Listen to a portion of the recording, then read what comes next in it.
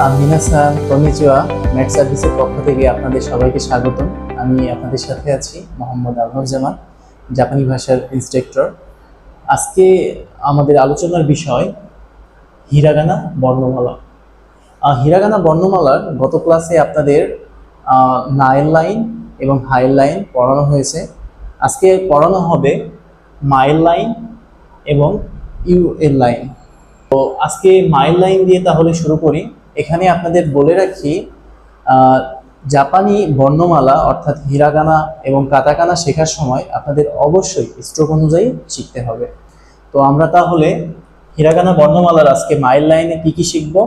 মা, মি, মু, নে এবং মো। তো আমরা স্ট্রোক অনুযায়ী যে শিখব, তাহলে মা কিভাবে লিখতে হয় তাহলে আমরা দেখি। এখানে প্রথমে উপরের দাগটা নিয়ে নিব, তারপরে নিচেরটা, এরপরে মাঝখান থেকে আমাদের এটা দিয়ে দিব। এটা হলো মা। তাহলে মি কিভাবে লিখব? এভাবে দিয়ে এখান থেকে একটা দাগ দিয়ে দেব। এটা হলো মি। এরপর মু, মা, মি, মু। প্রথমে এই দাগটা দিয়ে নিব,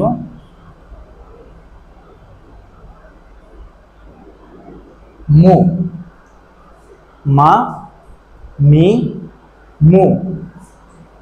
পরবর্তী বর্ণ হলো মি। মি কিভাবে লিখব? প্রথমে এই দাগটা দিয়ে দিব, একটু বাঁকা করে দিতে হবে এই দাগটি।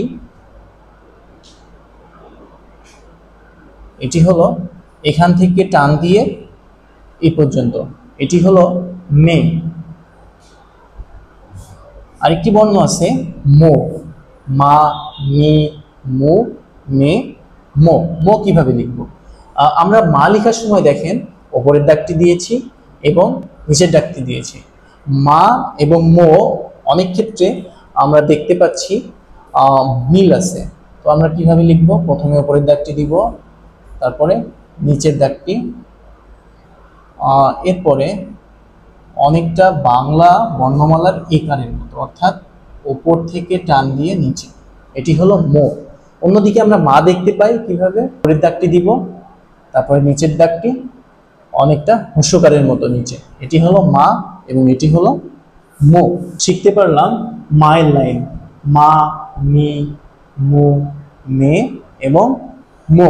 পরবর্তীতে আমরা যে বর্ণগুলো শিখব সেগুলো হলো ইয়া, ইউ এবং ইয়। ইয়া, ইউ এবং ইয়। তাহলে যেহেতু আমরা স্ট্রোক অনুযায়ী শিখব, তাহলে ইয়াটা কিভাবে লিখতে হয়? প্রথমে আমরা এই দাগটি দিয়ে নিব, মাঝখান থেকে সোজা একটি দাগ দিয়ে উপরে একটি টেন বসাই দিব। এটা হলো ইয়া। এটাকে তাহলে আমরা কি বলবো?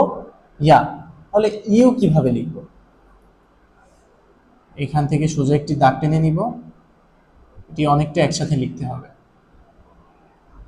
এখান থেকে নিয়ে মাঝখান থেকে একটু বাঁকা করে দিতে হবে। এটা হলো ইউ, ইয়া এবং ইউ।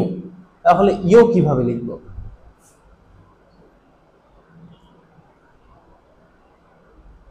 উপর থেকে নিয়ে অনেকটা বাংলা বর্ণমালার হস্যকারের মতো করে আমরা ইয়োটা লিখব। তাহলে আমরা কি কি শিখতে পারলাম ইয়ার লাইনে? ইয়া, ইউ এবং ইয়ো। ইয়ার উচ্চারণটা ইয়া, ইউ এবং ইয়ো। তো আজকের ক্লাসটি আমরা এখানেই শেষ করছি। আপনাদের যদি কোনো প্রশ্ন থাকে তাহলে কমেন্ট করে জানাবেন, এবং ভিডিওটি যদি ভালো লাগে তাহলে ভিডিওতে একটি লাইক দিবেন এবং চ্যানেলটি অবশ্যই সাবস্ক্রাইব করবেন। আপনাদের সকলকে অসংখ্য ধন্যবাদ। যা মাতা নে।